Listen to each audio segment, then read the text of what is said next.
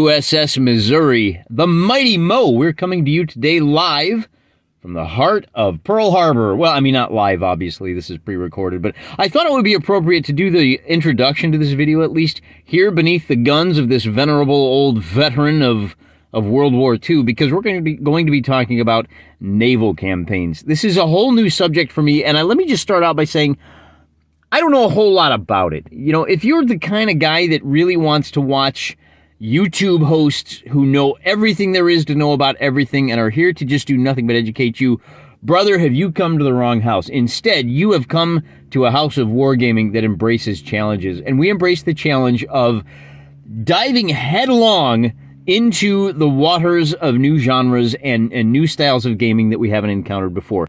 This is not a D&D channel. We do not say, oh, this is hard, we should change the rules so that I automatically win. No. This is a wargaming channel. When we discover challenges, whether it's, I'll give you another example. Still haven't quite wrapped my head around Napoleonics altogether. There's certain aspects of that rock, paper, scissors I don't get. I'm still working my way through it. We're going to get there. You guys are helping me. I'm helping you. We're learning together. It's a wonderful journey. We're on this journey together, and we're going to take a step into the blue. We're going to step out into the water. Now, we've done some one-off battles. Age of Sail. We've also talked a little bit about naval campaigns. Thanks to, let me just reach over here and grab, look at that. I should take a picture of this. I think Henry would really appreciate this. Wargaming campaigns, right? By old Henry Hyde, right? There's a whole section. And that's kind of what inspired me to make this video and has inspired me to expand my horizons, broaden my miniature wargaming. Also, there's a guy out there, his name is McMurray. He's part of the, like, Wiley Games crew out there in, they're a little far from the Blue Water Navies out there in like the Central Plains states, but they've kind of bullied me into doing more naval gaming. And again, I'm not an expert, but I've been thinking a lot about naval campaigns. It's just it's one of those topics that wormed its way into my brain. And I think one of the things that we as wargamers need to be aware of is it's really not that hard. Before we say goodbye to Mo, let me just warn you, today's video is not going to be a straightforward point-to-point. Here's the introduction, here's the conclusion, here's the lesson plan that's ready to be presented to you. It's going to be more of a walkthrough of my thought processes when it comes to naval campaigns and how my own approach to naval campaigns has changed from really not my idea of a good time because it's very complicated and very different from what I'm used to a more holistic approach to paring it down and understanding what's at the very root of naval campaigns and how similar they are to land-based campaigns when you strip away all of the dross. And what I mean by that is, fundamentally, all of the games that we play it's the same thing with the real world. You're sending your boys out to inflict your will on the enemy. And whether you're sending your boys out to stomp across a muddy field or to sail across a windswept sea, at the end of the day, the goal is I'm sending my forces to you so that you have to do what I say, and you're going to do the same. Now, there are, of course, some differences. There are some wrinkles involved with naval campaigning, but I think if you kind of step back, take the 10,000-foot bird's eye view, you can appreciate that at the end of the day, they're not so different. I need a map, I need some forces, I need some goals. So we're going to take a look at a couple of different ways to set up a map, set up some forces, and set up some goals. And then I'm going to start walking you through, I think, what's going to wind up being my next miniature war game campaign. And one last thought. At the end of the day, our goal is to generate organic conflicts to game on the table. I will likely be using Fighting Sail to play out whatever conflicts arise. But that's really, let's keep our eyes on the prize. As we go through this and learn a little bit more about naval campaigning, how to set it up, how to run it, let's never lose sight of the fact that ultimately what we're looking to do is generate those stories that add meaning and detail and import to our tabletop battles and allow us to organically develop conflicts that we can throw down on the table. So with all that out of the way, let's take a look at a book that was recommended to me by Henry Hyde himself, Blood, Bilge, and Iron Balls. This book has a very interesting campaign system included within it. The game itself, the tabletop game, harkens back to the 1990s. What you're looking at is a ship record, And just like games like Silent Death or Full Thrust, you've got various systems that are called out by icons, and as the game wears on and your ship takes damage, you'll start to cross these icons off, and that will affect your ability to move around the table. In the case of sails, in the case of cannons, you won't be able to shoot as much. Maybe your crew goes down.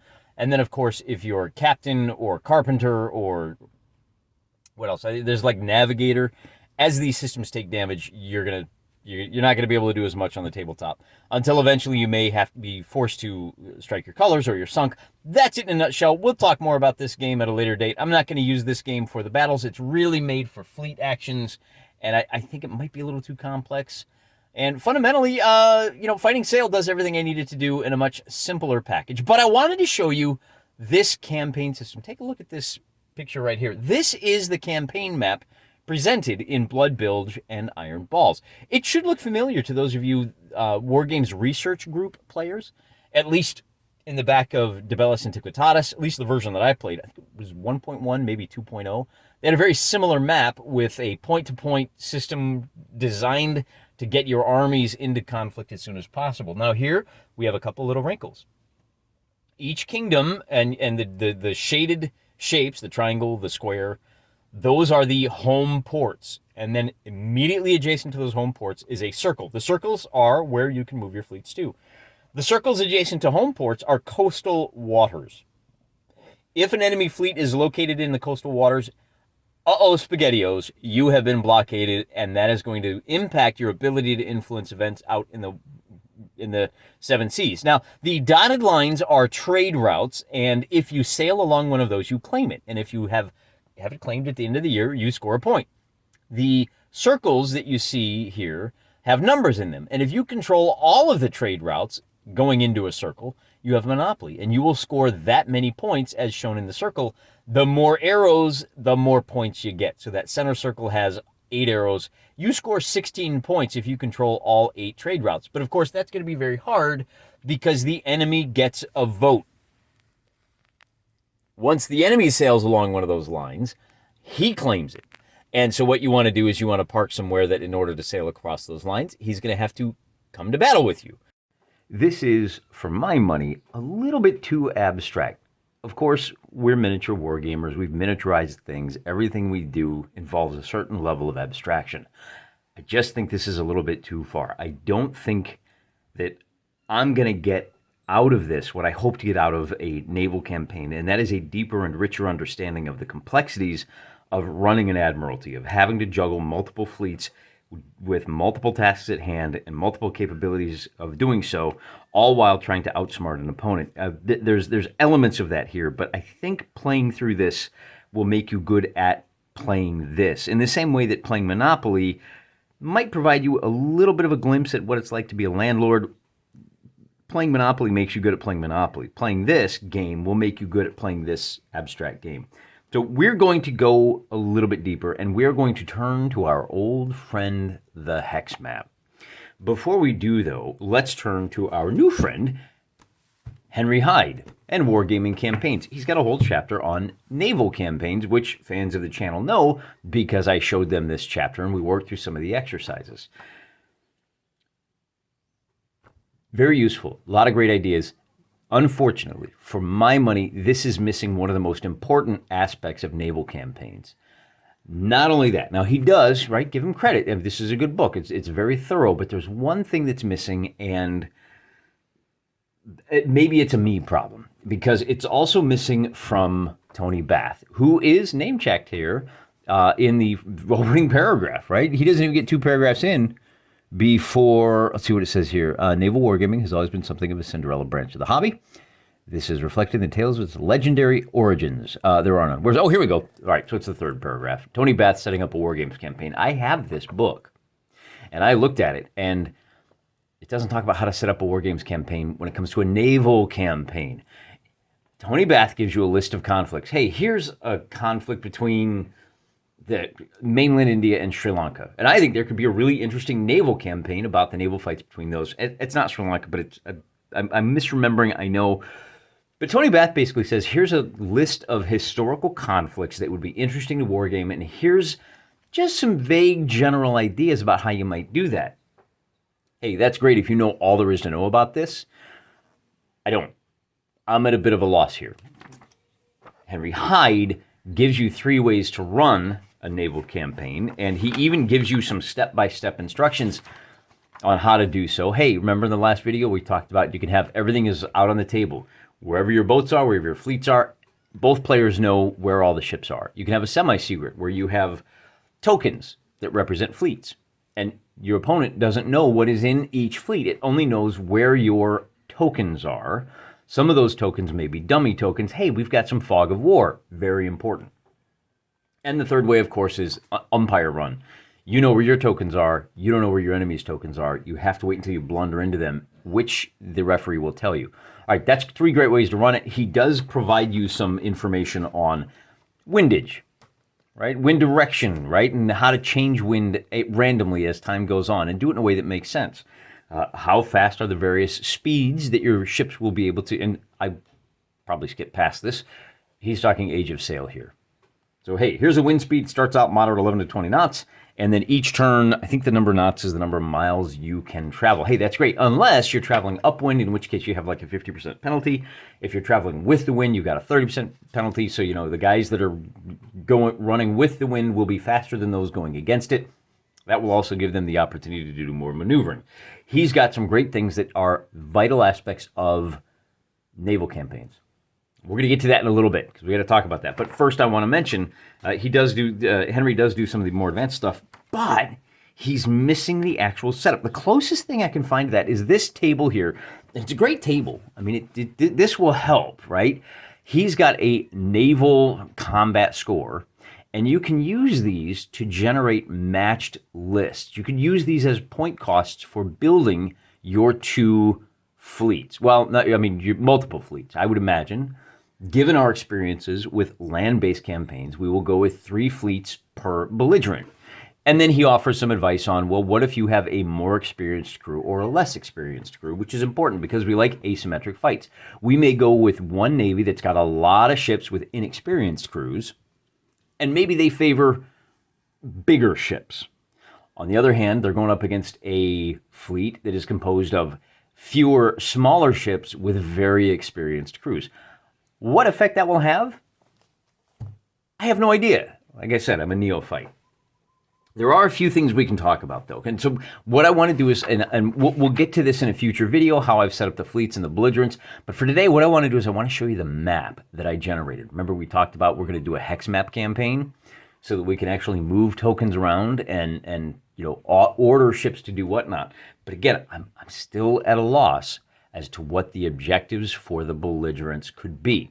Before we get to that, let's take a look at the map that I generated. This is the Gathering Sea.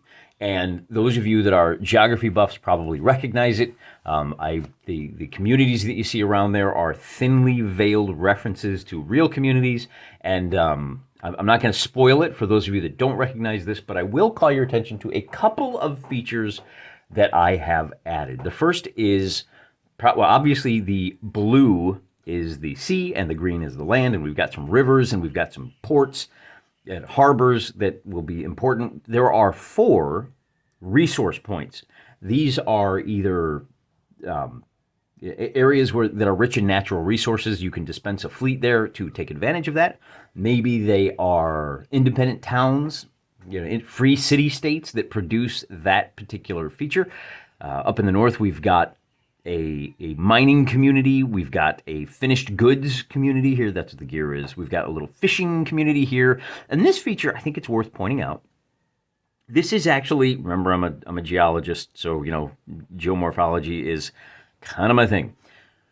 This can only be one feature. It is called a bird's foot delta. There's a river that runs through here, and this whole area is saturated with swamps. The little grassy-looking hexes are hexes that are very shallow, and they're plagued with sandy shoals. So what we're going to do is we're going to limit the ships that can move through those hexes. If you are 4th rate or higher, we may put a gun number on that. If you have more than 40 guns, then you can't move through those hexes. Only the lighter ships can. That presents some interesting tactical options. One of our belligerents may have a fleet that consists of raiding vessels that duck in and out of this area and plague the shipping lanes of its opponent. And naturally, we have a red and a blue nation, and they are largely divided east and west. That's just for the sake of simplicity. What was the last one? Oh yeah, and then there's forests over here. I guess there's probably some old growth forest up the river, gets floated down here, and fleets that arrive in this area with cargo haulers can take advantage of that, and we may have to do some resource points. I don't know exactly how that's going to work, but I think what we have here is a very interesting map. Bear in mind, it's not a huge map. At 5 miles a hex, you are looking at a body of water, and maybe it's an inland sea, maybe it's an inland lake. It's about 350 miles across, both north, south, east, west. To put that in perspective, we are looking at a body that is about 3 times the size of Lake Erie, about the size of Lake Superior, at least as far as the area it covers. It's a little more squat, not quite as long, but a little bit wider. I think Lake Superior is 300 miles across, and we're 350 by 350, as I said.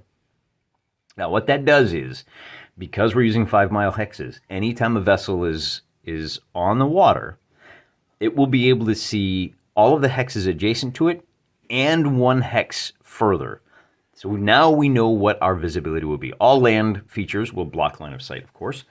And so that helps. Now, I should point out one other aspect of naval campaigning here that I think is going to be relevant, or it probably should be, but we're going to ignore it. We're going to make some assumptions here, and I'd like to get the assumptions, just lay them out on the table. You may think this is a really small area. Most of the naval campaigns that people are interested in, particularly in the Age of Sail, they occur on bodies of water the size of, say, the Mediterranean, or all of the world's oceans, these massive bodies of water where if you are outclassed, if you catch sight of a vessel and you realize that you are going to get curb stomped, you run away.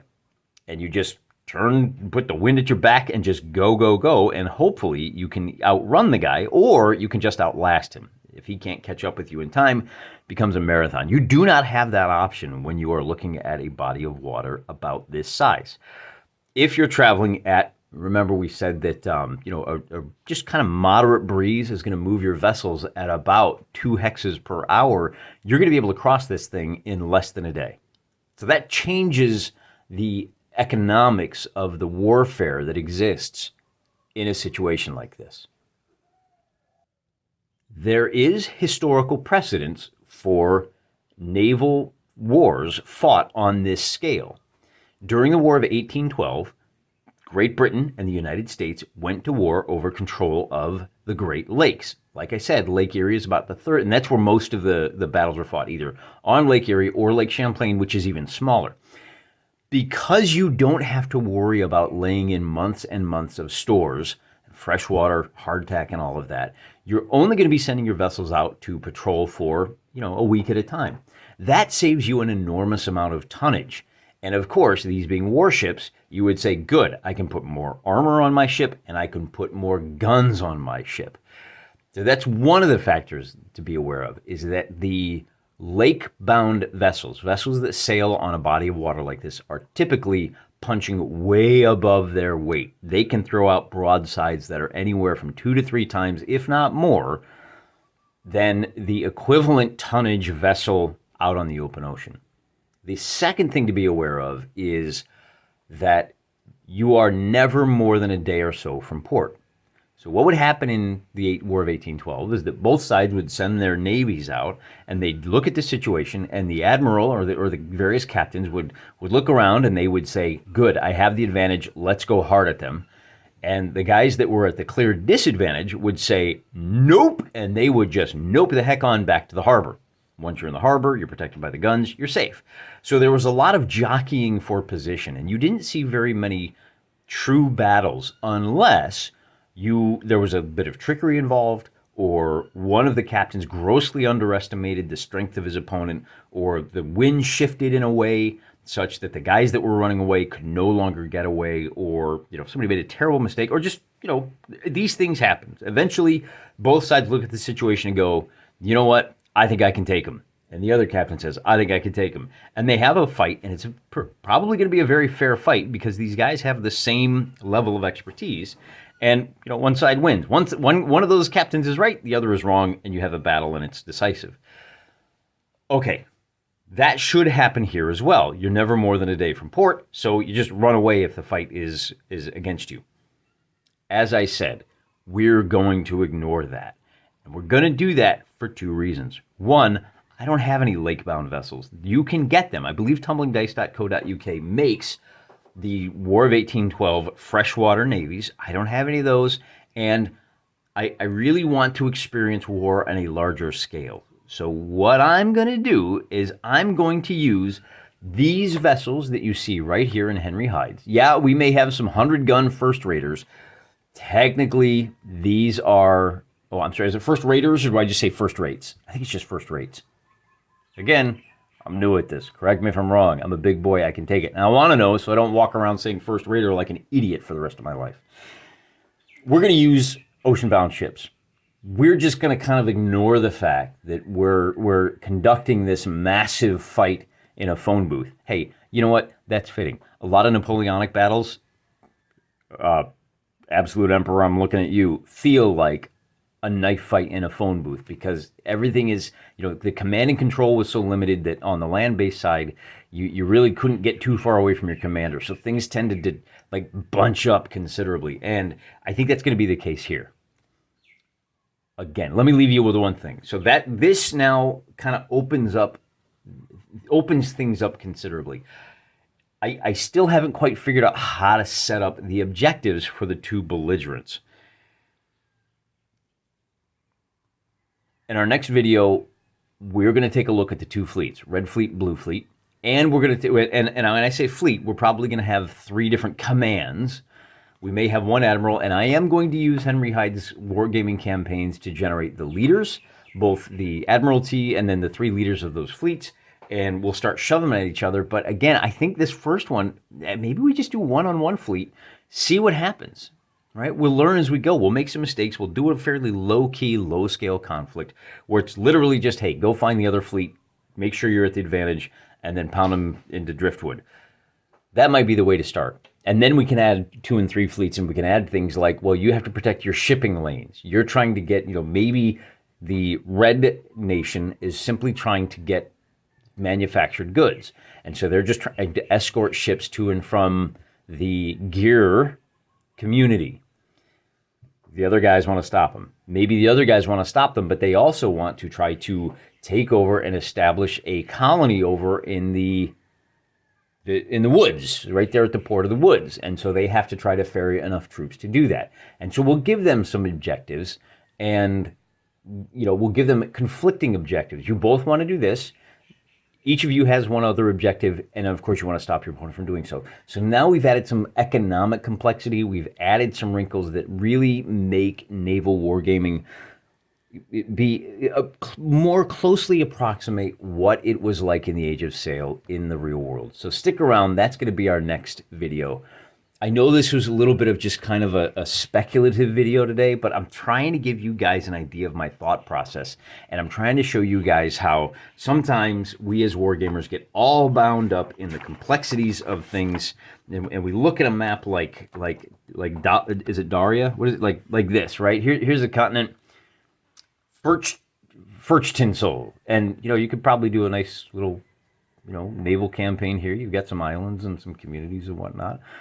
You'd probably need a little more room for running out there. But I do think sometimes we tend to go, well, naval wargaming is really complicated. It doesn't have to be. There are parallels here. Yeah, there's some complexities and some wrinkles. Navies don't occupy ground in the same manner that armies do.